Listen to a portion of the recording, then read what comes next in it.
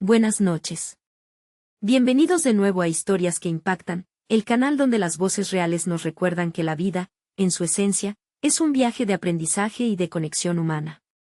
Aquí, desvelamos historias que nos conmueven, que nos desafían a reflexionar y que, sobre todo, nos recuerdan que no estamos solos. Cada uno de nosotros, al menos una vez en nuestra vida, ha sentido el peso de una decisión, el amargo sabor del arrepentimiento o la fuerza inexplicable de la esperanza. Y hoy, vamos a escuchar la historia de una mujer que encontró, en el corazón del dolor, una nueva forma de vivir. Me llamo Daniel, y soy el narrador de este canal. Mi trabajo es intentar dar voz a esas historias que, a menudo, permanecen en silencio, atrapadas en el laberinto de la memoria.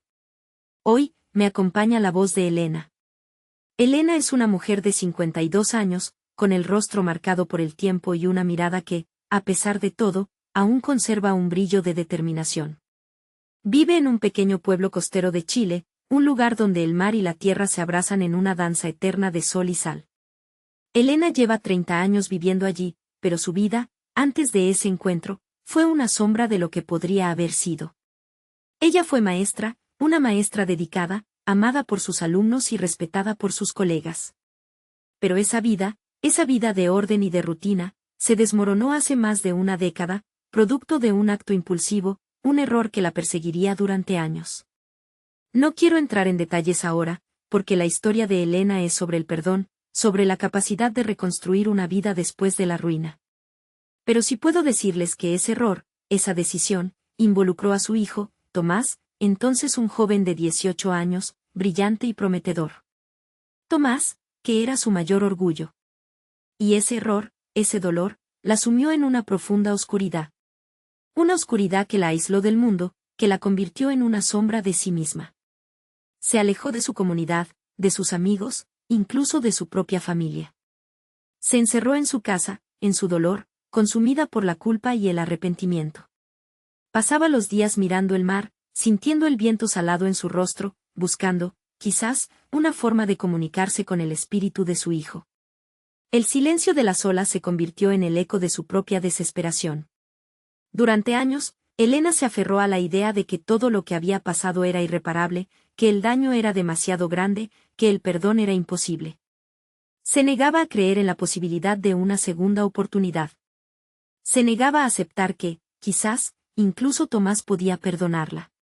Era una batalla constante, una guerra interna que la desgastaba cada día. La culpa la carcomía por dentro, como una enfermedad incurable. La soledad se convirtió en su compañera constante, un manto frío que la envolvía y la ahogaba. Pero, poco a poco, a medida que los años pasaban, algo empezó a cambiar en Elena. Empezó a notar, en medio de su dolor, pequeños destellos de esperanza. Empezó a recordar los buenos momentos que había compartido con Tomás, los reír juntos, los sueños que habían tenido. Empezó a darse cuenta de que, a pesar del error, el amor que sentía por su hijo seguía siendo tan fuerte como siempre. Y fue entonces cuando, impulsada por un instinto, por un deseo profundo de paz, decidió tomar una decisión audaz, escribir una carta a Tomás.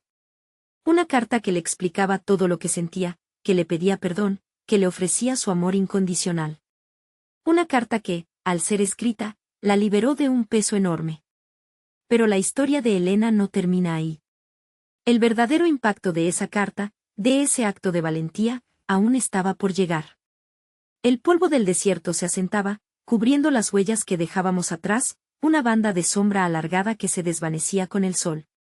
Era como si el propio suelo nos recordara que nuestras palabras, nuestras intenciones, eran efímeras, transitorias. La tensión en el aire se espesaba, no solo por la desolación del paisaje, sino por la creciente certeza de que aquello que buscábamos estaba cerca.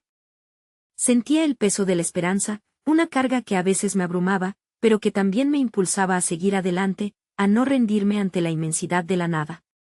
Habíamos seguido el rastro de las piedras talladas, símbolos crípticos grabados en la roca, que parecían guiarnos como un hilo invisible.